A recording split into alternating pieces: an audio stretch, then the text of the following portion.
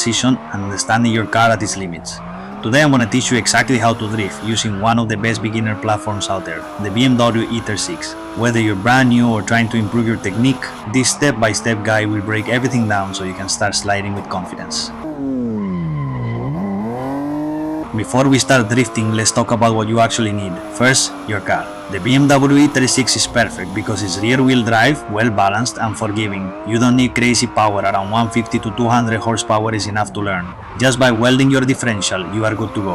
I have two myself in real life, so if you are interested, I can make a video about them, so just let me know in the comments. Second, tires. Ideally use cheap rear tires because you will burn through them. Up front, use better tires for grip and steering control. You should run 195 or 215 on the rear, and depending on your angle setup on the front, you can run up to 245s. The rim diameter does not matter much, but usually the smaller the rim, the less it weighs and the less power is needed to break traction. Third, location. Never drift on public roads.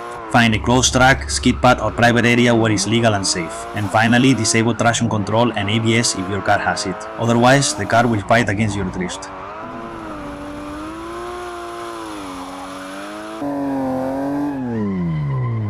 Drifting is controlled over steer. That means the rear wheels lose traction, but you stay in control of the car using steering and throttle. There are three key inputs. Throttle controls how much the rear wheels spin, steering controls direction and angle, and weight transfer. This is how the car shifts its balance when you brake, accelerate or turn. Understanding how these work together is the foundation of drifting.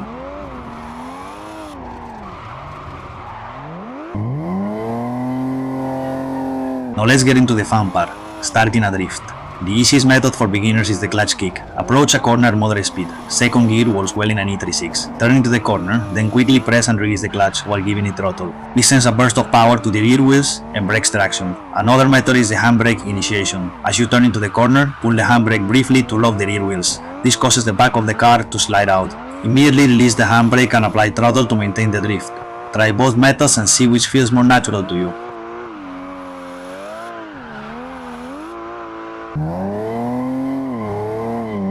Once the car starts sliding, the rear skill begins. As the rear steps out, you need to counter steer.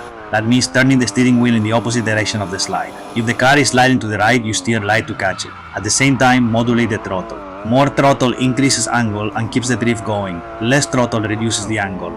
This goes on companion with your steering input, so make sure you don't counter steer too much, which will push you out of the line. And also don't counter steer too little, because you'll end up oversteering and losing the rear. Here's the key: too much throttle and you'll spin out.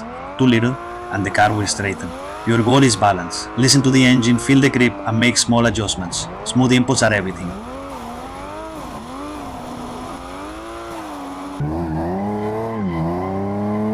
Once you're comfortable holding a drift, the next step is linking corners. As you exit one drift, shift the car's weight to the other side and initiate the next slide. This is called a transition. The way to perform this is by keeping your steering firm when you stop applying throttle. Once the car starts to rotate to the opposite direction, you press the gas pedal again and you start gradually counter steering to catch the drift again. Timing is crucial. You want the car to flow naturally from one drift to the next. To exit a drift, gradually reduce throttle and straighten the steering wheel. Let the rear wheels regain grip smoothly.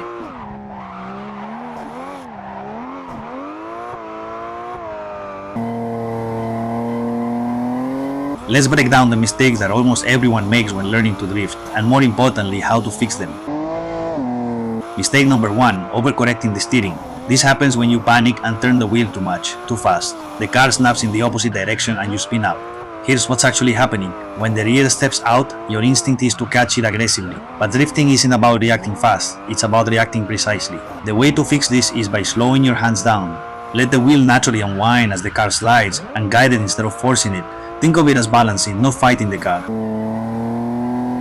Mistake number 2, too much throttle. A lot of beginners think more gas equals a better drift.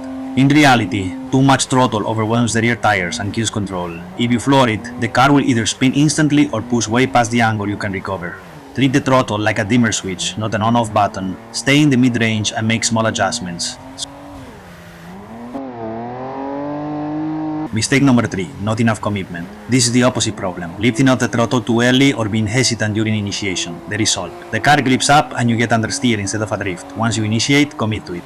You need enough throttle to keep the rear wheel spinning. Confidence is key here, but control confidence. Mistake number 4, looking in the wrong place. Your eyes control your diving more than you think. If you're staring at the front of the car, or worse, at the obstacle you're afraid of, you'll naturally steer toward it. Always look where you want the car to go. In a drift, that usually means looking through the side window toward the exit of the corner. Mistake number 5. Ignoring weight transfer. A lot of beginners focus only on steering and throttle, but forget that the car's balance is constantly shifting. If you enter a corner too fast without setting the weight, the car won't rotate properly. If you're too abrupt, the car becomes unpredictable. Use smooth braking or a slight lift before the corner to shift weight forward.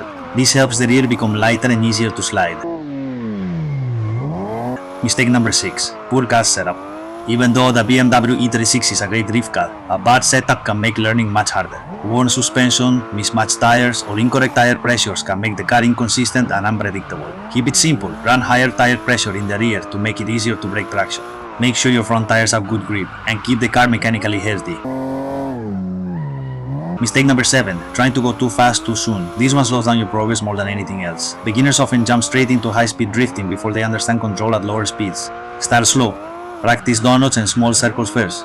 Then move to figure eights, and only then start linking corners. Speed comes later, control comes first. If you can recognize these mistakes early and correct them, you'll improve way faster than just sending it and hoping for the best. Drifting isn't about being wild, it's about being precise. Drifting takes time to master, but with the right car and practice, anyone can learn. Focus on control, stay safe, and most importantly, have fun with it.